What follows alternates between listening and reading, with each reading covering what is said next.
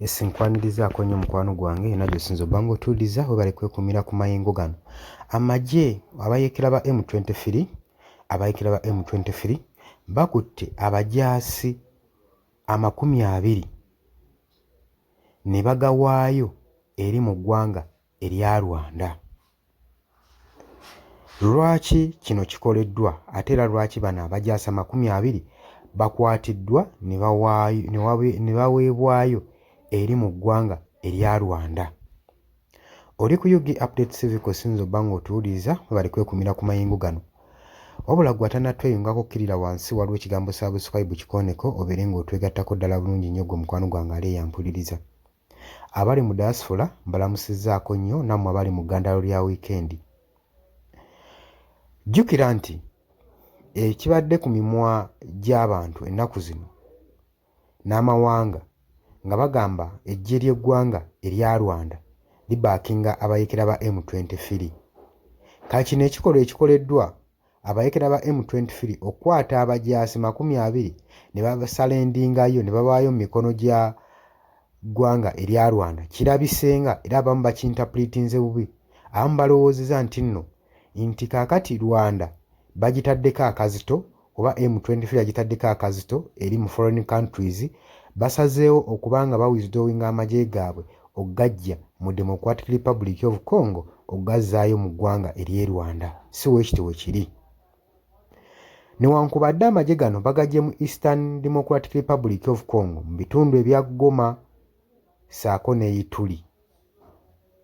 Kakati kigambibwa nti bano abajaasi 20 abayeekera ba M23 be bakutte bazze babayigga bagamba nti kigambibwa nti be bamu ku baali ku beetaba mu 1995 Rwanda genocide, olutalo olwo lwali mu Rwanda, era Paul Kagame lwabadde bamunenya okuba nga baakinga abayeekera ba M23. Tujjukira bulungi yavaayo n'abagamba nti mutunenya olw'okuba nti nno ffe twetisse burden ya conflict egenda mu maaso mu Democratic Republic of Congo. Kyokka mwerabidde nti mu Congo naddala mu buvanjuba be baterese amagye agaatigomyanga Rwanda agalwana mu Rwanda genocide mu 1994. Kaakati aba M23 bo kye bakoze kwe kufukugaza mu kitundu ekya Goma ne bakwata abajaasi 20 mbu bano bagambibwa be bamu ku baali ku lutalo olwa 1994 abagezaako okuba nga bateeka entalo mu ggwanga erya Rwanda. Titumanyi oba weekiti we kiri, wazira abajaasi bano abaweereddwayo batunuuliddwa ng'emyaka mito nnyo ku abo abagambibwa abaalwana mu 1995. Eiza nga kino Rwanda ekirimu emabega nga bakikoze kweggyako pressure amawanga ag'ebweru gye batadde ku ggwanga lino erya Rwanda. Jjukira UK yavaayo n'esalawo nti Rwanda egiggyeko foreign aid yonna yonna obuyambi bwe badde bawa ssaako n'eggwanga erya UK, era ne bagenda mu maaso n'okusazaamu okurijectinga international partnership ey'eggwanga eya Rwanda ssaako ne UK ssaako ne USA weetyo, ekintu ekibazizza nnyo emabega. Jjukira nagamba nti UK badde fundinga 1.8 billion buli mwaka eggwanga lino erya Rwanda okusobola okulaba nga batumbula ebyenzigiriza, ebyobulamu ssaako n'okukulaakulanya eggwanga lyabwe nga bo aba Rwanda.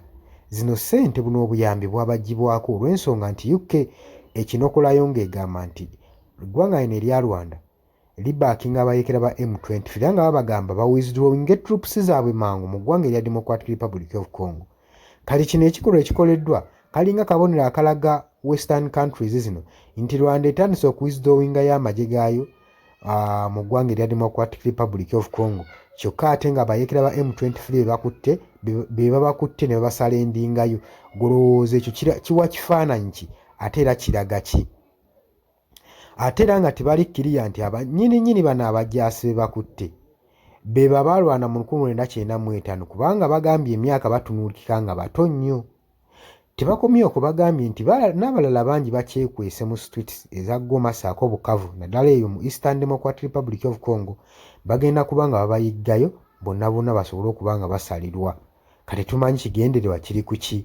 Abajaasi beebo abatawaanya Rwanda abalwana mu genocide oba Rwanda esazeewo okuwithdrawinga troops zaayo okuva mu ggwanga erya Democratic Republic of Congo balekerawo okubaakinga abayekera ba M23.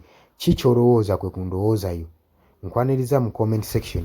Ntegeeza nti oli ku UG Updates TV kosinza oba ng'otuwuliriza wabula gwagala naawe otwegattako okkirira wansi waliwo ekigambo subscribe kikooneko obeere ng'otweyungako ddala bulungi nnyo. Abali e Qatar, Dubai, Saudi Arabia, Oman, abali mu Canada, mu US ne mu UK, nammwe abali mu Asia, mmwe abali ku mulwa ne Kenya nammwe mbatumiddeko nnyo, nammwe abali mu ggandalo lya wiikendi mwebale kwekumira ku UG Updates TV. Wabula gwagala otweyungako wansi waliwo ekigambo subscribe kikooneko osobole okuba ng'otweyungako obeere ng'otufollowinga ddala bulungi nnyo. Mbagaliza wiikendi ennungi mweraba tugenda kuba nga tukomawo.